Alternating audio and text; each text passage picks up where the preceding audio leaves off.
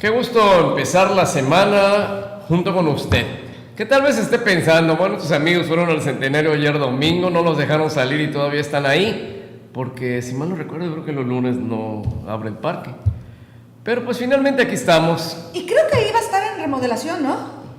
Por estos días, si mal no recuerdo, iba a estar en remodelación. Sí, el trenecito, sí, algunas zonas ahí, no. El comedor, claro. Pero bueno, las aulas ahí siguen. Los animalitos, Nos dieron chance de salir a la puerta a grabar y ahorita volvemos a entrar. Así es. Bueno, pues vamos a ver qué tenemos en el escritorio. Claro que sí, empezamos con estas notas locales de hoy, lunes 30 de octubre. Y un recital de piano dedicado a la música mexicana ofrecerá Amos Lucidi mañana martes 31 de octubre como parte de las actividades de la Escuela Superior de Artes de Yucatán, el ESAI, en el marco del Festival Internacional de la Cultura Maya, FICMaya.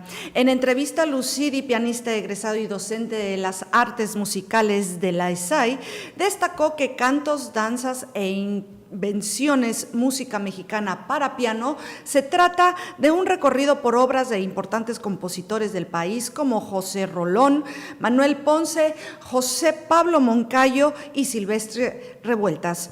Destacó que la velada contará con la presencia de Alberto Álvarez, quien fuera su docente en Mérida, como invitado especial. El recital se realizará mañana a las 21 horas en el Teatro Daniel Ayala Pérez y los interesados pueden solicitar cortesías al Departamento de Vinculación de la ESAI al 930-1490.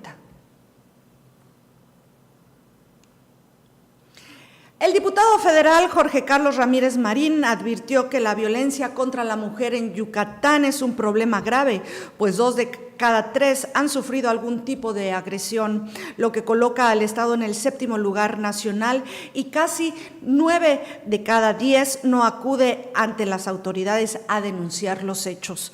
Se trata, dijo, de un problema relacionado con la educación que se le da a los hijos en el hogar, asignándoles roles diferentes y haciendo sentir al varón superior en derechos que las mujeres. Lo grave, abundó, es que la mayoría de los hechos violentos contra las mujeres ocurren en casa, de manos del novio, del esposo o de algún familiar, de manera que desterrar la violencia contra la mujer empieza en casa, en la propia familia. Los megavatios que se producirán en el parque eólico de Xilam de Bravo a partir del siguiente año serán inyectados al sistema eléctrico regional peninsular, compartió Benigno Villarreal del Río, director general de Viva Energía, con Pablo Gamboa Miner. En recorrido por el terreno en el que ya se levantan las estructuras de los aerogeneradores, el legislador yucateco coincidió al destacar el impulso del gobierno de Yucatán para robustecer el circuito peninsular. Por su parte, Villarreal del Río expresó que será a finales del primer trimestre del 2018 cuando se realicen las primeras pruebas de producción, en tanto que la operación comercial estaría iniciando en el verano de ese mismo año. Se oyó muy yucateco eso. Ese mismo año. El gobierno de Yucatán, madre niña. ¡Madre bomba! Y en el camino de la superación no hay barreras y muestra de ello son los 8,491 personas mayores de 60 años que han terminado su primaria y secundaria a través de los sistemas educativos que se ofrecen para adultos. El titular de la Secretaría de Educación de Gobierno del Estado, Víctor Caballero Durán, anunció que ellos recibieron su certificado de determinación del nivel básico entre 2016 y 2017, dando ejemplo así de valentía y perseverancia. Asimismo, indicó que este trabajo se realiza en coordinación con el Instituto de Educación para Adultos del Estado, el cual imparte el sistema dirigido a personas mayores de 15 años, sin importar cuándo dejaron su formación. Y con una representación escénica a los pies de la catedral de esta ciudad se mostró la devoción por recordar a los seres queridos más allá de la muerte con el delirio teatral, un clásico de la temporada de Hanal Pichán. La edición 2017 que organizó la Secretaría de las Culturas y las Artes, Sede Culta, se efectuó la noche del sábado en el corazón de la capital yucateca con 31 actores bajo la dirección de Aldo Pascual, la bruja Cuchi Cuchi, que arrancaron las carcajadas del público que abarrotó el centro histórico. El argumento fundamental fue resaltar el amor por quienes terminaron su ciclo en este espacio, cuya presencia no física alimenta el espíritu y la creencia de un reencuentro solemne de los vivos con los fallecidos. Así terminamos las notas locales. Fer, vamos contigo. Gracias, pues me pongo el lente por adelantado para dar a conocer que a partir del día de hoy y hasta el 1 de diciembre, la Secretaría de Educación del Gobierno del Estado de Yucatán llevará a cabo un periodo de preinscripciones para preescolar y 1 de primaria, donde en las escuelas de los municipios de Canacín, Mérida, Progreso y Humán. El proceso de preinscripción se adelanta, no es en febrero para estos niveles y para estos 4 municipios, sino que su primer día es hoy, 30 de octubre, y terminará el 1 de diciembre. ¿Cuál es el objetivo? Asegurar el lugar para todos los niños y niñas, garantizar la respuesta oportuna a las necesidades de incremento de los grupos, también enviar con tiempo necesario, contar con el tiempo necesario para la implementación de mecanismos de asignación equitativa, de modo tal que los criterios para la asignación de las escuelas son, bueno, pues en el orden de opciones seleccionadas en el momento del registro, cuentan, por ejemplo, la ubicación de la escuela del hermano menor o mayor que estuviera en el mismo nivel, si fuese el caso, la ubicación del domicilio del niño, los alumnos con necesidades educativas especiales. Para el caso de preescolar tendrán pase automático al 2º grado los alumnos que cursen el 1er grado en la misma escuela donde pretende su preinscripción. Para el caso de primaria, la ubicación de la escuela de preescolar de procedencia también cuenta. La asignación definitiva podrá consultarse a partir del 15 de enero. Todos los alumnos cuentan con un lugar garantizado en alguna de las 4 opciones elegidas. La asignación será de acuerdo con los criterios establecidos en el apartado anterior. O sea que usted puede acudir hoy mismo en el horario de la escuela que pretende, y ahí incluso habrá la posibilidad de disponer de computadoras para hacer la preinscripción en línea y personal de la Secretaría de Educación para asesorarle. Bien, pues este es un adelanto, es decir, antes de que llegue la problemática hay que tener listo el mecanismo para atenderla. Eso es lo que se pretende. Ya está usted informado. Si tiene hijos en esa edad, pues no hay necesidad de correr, hay que atenderse en este tema a partir de hoy hasta el 1 de diciembre. Hola May, ¿cómo has estado? ¿Cómo están? Pues muy bien, ¿y qué te parece si comenzamos? Pues no tengo inconveniente, a eso venimos. Así es. Mira, en las notas nacionales, la Procuraduría Federal del Consumidor, la Profeco, ganó un juicio especial de fianzas por 10 millones de pesos contra la empresa consorcio Aviaxa S.A.D.C.B. ante la negativa de la prestación de servicios aéreos en contra de más de 3,000 usuarios. La sentencia emitida por el Tercer Tribunal Unitario en materia civil y administrativa obliga a la empresa afianzadora Sofimex a resarcir los daños ocasionados por la negativa a la prestación de servicios aéreos con los montos que les corresponde de manera proporcional. La liberalización de precios de gasolinas en México es una realidad. A partir del 30 de noviembre, 9 de cada 10 estaciones de servicio venderán gasolina con precios que fijará la oferta y la demanda. De estas gasolineras, aproximadamente 578 operarían bajo 25 nuevas marcas diferentes a Pemex, y representan 22% del universo total de estaciones en el país, que hasta este mes contabilizaba casi 12,000. Por tanto, los precios máximos que fija la Secretaría de Hacienda dejarán de operar, señaló el presidente de la Comisión Reguladora de Energía, Guillermo García Alcocer. La Comisión Nacional de Derechos Humanos emitió la recomendación M-5/2017 para la Comisión Nacional de Seguridad por las condiciones de seguridad y capacitación a los reos de los ceferezos de todo el país, de los centros federales de readaptación social. Pide que los reclusos tengan acceso a servicios de salud y a las actividades de carácter laboral, de capacitación, educativas, deportivas, personal médico y medicamentos. Esto luego de revisar las condiciones en las que se encuentran los internos de todo el país, excepto los de Isla Mujeres, donde no se encontraron irregularidades.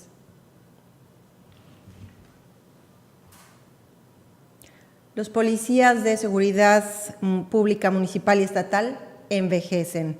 Registros de la Secretaría de Gobernación indican que el 33% de los elementos de seguridad pública, tanto administrativos como operativos en las 32 entidades federativas, tienen entre 45 y más de 75 años y solo un 5% tiene entre 18 y 24 años. Con el paso de los años, los elementos podrían ver disminuidas sus capacidades psicomotrices y de reacción ante una eventualidad o situación de riesgo contra su integridad, señala el secretario ejecutivo del Sistema Nacional de Seguridad Pública. Ahora en notas internacionales, el ex jefe de campaña del presidente de Estados Unidos, Donald Trump, Paul Manafort, se entregó ya a las autoridades federales en los primeros cargos presentados a partir de la investigación sobre la posible intervención de Rusia en las elecciones presidenciales del 2016 para alterar las elecciones en favor del ahora presidente republicano Donald Trump. Manafort, de 68 años, fue parte del equipo de campaña de Trump entre junio y agosto del 2016, antes de renunciar por los reportes que pudo haber recibido millones de dólares en pagos ilegales de un partido político de Ucrania vinculado al gobierno ruso. Un colaborador de Manafort, Rick Gates, también se entregaría a las autoridades estadounidenses. Y el hábito de fumar está dejando el paso a la soledad, el sedentarismo, el bronceado y la mala alimentación como causas de alta mortalidad, de acuerdo a recientes investigaciones científicas. La soledad es una de las nuevas causas de deceso, inclusive al nivel de una epidemia mundial, señala el excirujano general estadounidense Vivek Murthy. La psicóloga Julianne Holt-Lundstad estudió los estilos de vida solitaria y halló que equivalen a fumar 15 cigarrillos al día con su respectivo acortamiento de la esperanza de vida. Por su parte, el sedentarismo aumenta el riesgo de contraer diversos tipos de cáncer, señala un estudio que incluyó datos provenientes de 4 millones de personas. Ver televisión, trabajar ante un escritorio o viajar en un transporte aumentan los riesgos de cáncer de colon o de pulmón. Pues así está el mundo el día de hoy lunes. Fiu, no se dijo nada de la cerveza o el vino. Bueno, pues cada quien elige cómo se suicida. Mire usted este radar alternativo de hoy lunes 30 de octubre. La navaja está filosa. En el país con el peor salario de América, el titular federal del trabajo ganó más de 70 millones en 5 años. ¿De qué se trata? El mexiquense que trabajó para Arturo Montiel Rojas, luego para Miguel Ángel Osorio Chong y que en la actualidad es el secretario del Trabajo de Enrique Peña Nieto, poco sabe lo que es vivir con 80.04 pesos diarios, que es el salario mínimo y que resulta el salario real más bajo de América. Y es que el sueldo del que goza el secretario Navarrete Prida es punto y aparte. En lo que va del sexenio ha ganado, solo por su cargo federal, 16.216.945 pesos, además de servicios profesionales, actividades industriales o comerciales, no veo cómo las compagina, pero en fin, actividades financieras y otros, que ha tenido ingresos por 70.128.922 pesos. Actualmente, Alfonso Navarrete Prida representa a México en la negociación del Telecán en el tema salarial. Pues que negocie un salario similar para nosotros, los trabajadores, obreros, campesinos y demás. Tanto Canadá como Estados Unidos exhibieron al país por los salarios bajos de sus trabajadores, una condición que se ha convertido durante años en uno de los mayores atractivos para la inversión extranjera, que ve aquí mano de obra barata y de buena calidad, pero que también ha dejado en la miseria a millones de familias. El salario real subió en 6 países de América Latina y solo bajó en México y en Perú, dice la CEPAL. Para juntar ese monto del que le hablaba, que es lo que ganó el secretario Navarrete, de más de 70 millones, 128.922 pesos, se necesitaría, apunte usted, que 876.173 trabajadores donaran un día de su salario mínimo, ubicado en 80 pesos con 4 centavos. Fue justo por esa cantidad, a la mitad del proceso de renegociación del Tratado de Libre Comercio de América del Norte, México fue exhibido por el nivel salarial de sus trabajadores. Navarrete Prida salió a defender su política y en una entrevista sostuvo que los salarios de los trabajadores mexicanos se debían a que tenían muy pocas capacidades, muy poca certificación de habilidades, con niveles de productividad bajos, y que eso se iría resolviendo en medida de que se fortalezcan los niveles internos de consumo, que aumente la productividad y las prestaciones, y finalmente agregó que el país por primera vez en 45 años registraba la mayor recuperación de salario mínimo con un 12%. Claro, pero un 12 sobre 100, pues, que es menos de 100, son 80 pesos, entonces aumentó, ¿qué? 10 pesos más o menos al día. ¿Y qué se puede hacer con eso? Estudios del Centro de Análisis Multidisciplinario de la Universidad Nacional Autónoma de México dice lo contrario, y que en esta administración el poder adquisitivo del salario ha caído 11.11%. Datos de la Organización Internacional del Trabajo señalan que el 28.4% de los asalariados en México trabajan más de 48 horas, con 8.6 horas efectivas de lunes a viernes y a veces también hasta un rato los sábados. Navarrete Prida habló de mayores prestaciones y claro, él las tiene.